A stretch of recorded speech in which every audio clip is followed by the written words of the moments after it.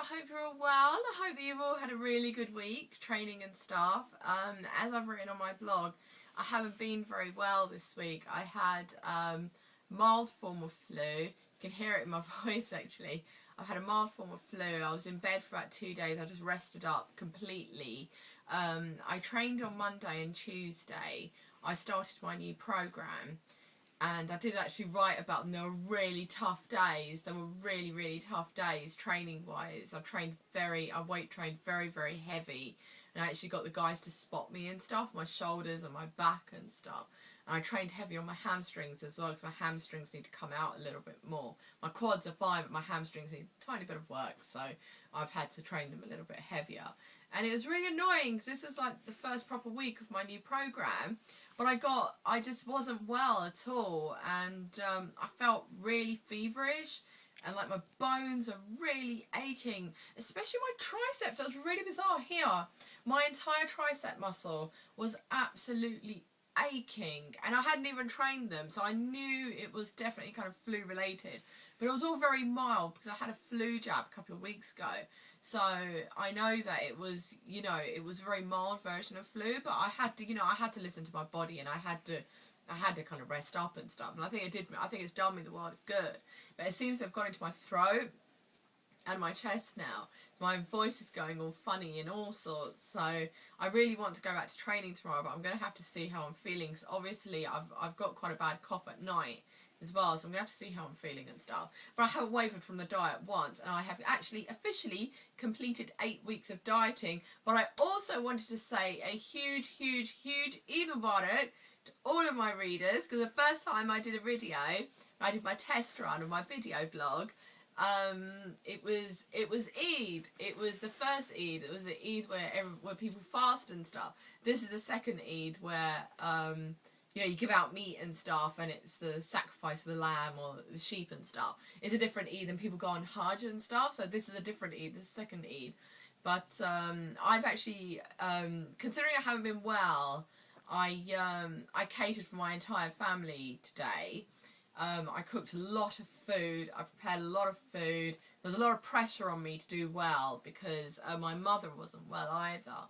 And even though I wasn't well, I'm one of those people, when it comes to my family, I do take it upon myself, and I love to look after my family, and I love to feed my family, I love to cook for my family, and it was a huge deal for me to do this, but I cooked for about 20 people, and it went really, really well, and everything just went really smoothly, even though I'd been in bed during the week, and even though I was coughing really badly, and Steve saw how tired I was yesterday and stuff, and I still soldiered through, and I cooked, I did everything, so it went really well.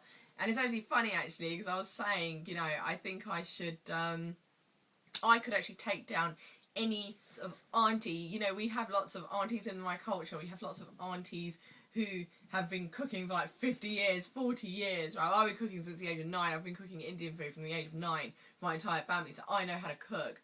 But one of the biggest things that I want to do once I get my pro card is I want to train at Cordon Bleu. There's a lot of things that I want to do in my life. It's not just getting pro and that's it. There's getting my pro card at IFBB Pro. I need so much more stuff beyond that. I want to actually have my own business. In fact, I want to have 2 businesses. And one of them is definitely a catering business.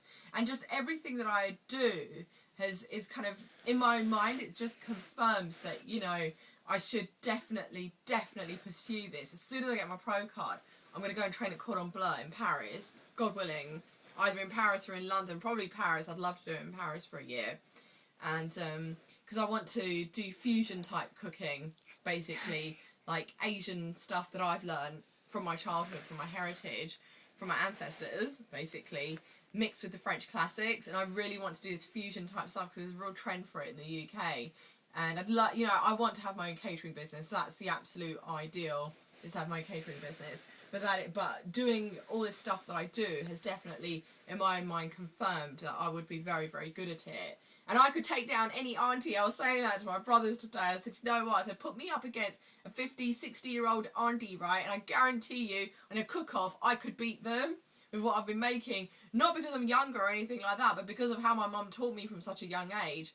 And the experience that I've had of cooking as well. I could do that. So that is definitely something that that I want to do.